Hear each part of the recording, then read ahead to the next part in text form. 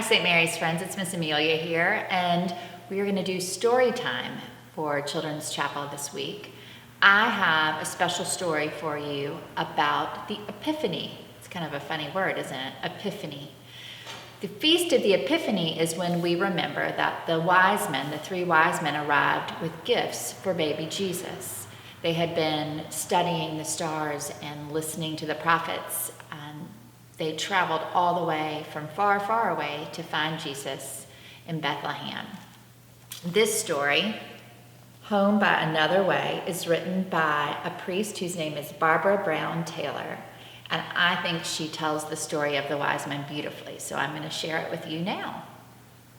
Home by Another Way, a Christmas story by Barbara Brown Taylor, illustrated by Melanie Cataldo, published by Flyaway Books. In the time of King Herod, after Jesus was born in Bethlehem of Judea, wise men from the east came to Jerusalem asking, "Where is the child who has been born King of the Jews? For we observed his star at its rising and have come to pay him homage." Once upon a time, there were 3 very wise men who were all sitting in their own countries minding their own business, when a bright star lodged in the right eye of each one of them. The star was so bright that none of them could tell whether it was burning in the sky or in their own imaginations. But they were wise enough to know it did not matter all that much. The point was, something beyond them was calling them, and it was a tug they had been waiting for all their lives. Each in his own country had tried books, tried magic, tried astrology. One had lived on nothing but dried herbs boiled in water. Another had spent his entire fortune learning how to read and write in an ancient language. The third had tried to walk on hot coals, though it did nothing for him beyond the great sense of relief he felt at the end. Despite their best efforts, all 3 of them still felt that something was missing. They were all glad for a reason to get out of town, which was clearly where the star was calling them, out, away from everything they knew how to manage and survive, out from under the reputations they had built for themselves, the high expectations, the disappointing returns. So they set out one by one, each believing that he was the only one with a star in his eye, until they all ran into one another on the road to Jerusalem. From a distance, each thought the other to be a mirage at first, a twinkling reflection made of vapor and heat. But as they drew near to one another, they saw the star they had in common, like a tattoo or a secret handshake, something that made them brothers before they spoke. They all believed that the star was leading them to Jerusalem. This made perfect sense because they had every reason to believe they were on their way to meet a king. They had no trouble gaining entrance to the palace. They looked rich, and that was enough to get them a royal audience. But the king they met was something of a disappointment. He was lumpy and rumpled, and he had terrible breath. His skin looked a funny orange color and sickly, as if the bile had gotten the best of him. The guards on either side of him shook in fear of their king, so much so that their spears rattled against their shields. Without even comparing notes, the wise men knew he was not the person they were looking for.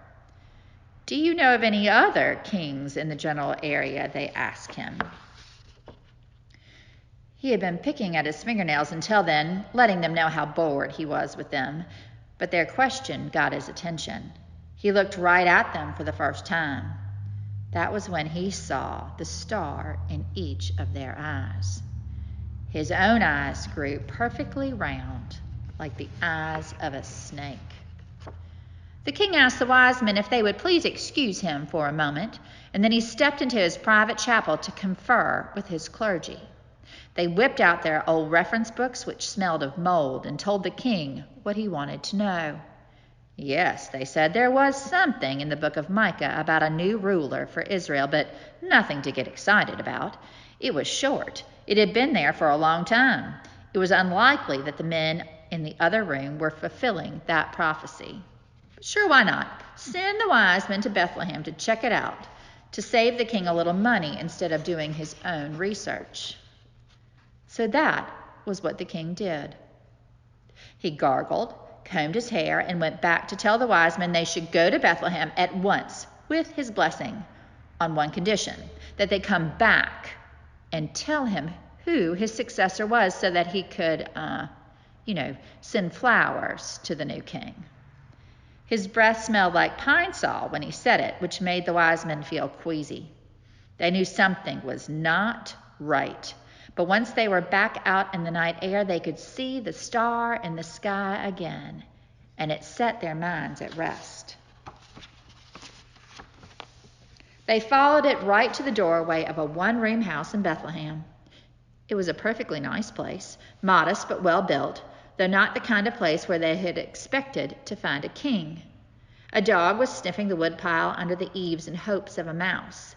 Someone was practicing the lute next door, going over the same notes again and again. The smell of dinner was still in the air. Wheat cakes cooked on a griddle, greased with sheep's fat, lentils with lots of garlic and rice. The place looked so simple. They might never have chosen it themselves, but since the star had chosen it for them, they knocked. When the door opened, the couple standing behind it almost died of fright. Not that the wise men noticed. With their arms full of gifts, they crowded into the small space, bumping their turbans on the rafters and snagging their robes on rough furniture. All they could see was the baby, who was not afraid and whose right eye shone with the same star that they had seen before they ever left home. It was him, whoever he was. They did not have a clue. But they knew what to do. They got on their knees and bowed their heads. Then they gave him the things they had brought for him: gold, frankincense, and myrrh.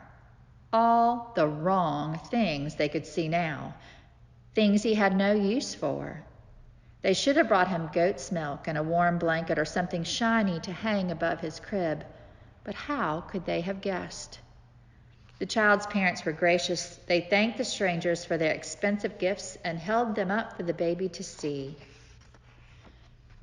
Then, to the wise men's complete surprise, the child's mother picked him up and handed him around so that each of them held that damp, soft, living weight in his arms.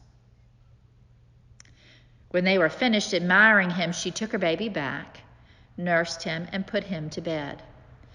Then, before the light coming through the window of the house had entirely gone out, the three wise men fell asleep right where they sat. In the morning, when they woke, the wise men could not find their stars anywhere. They searched each other's eyes, but the stars were gone.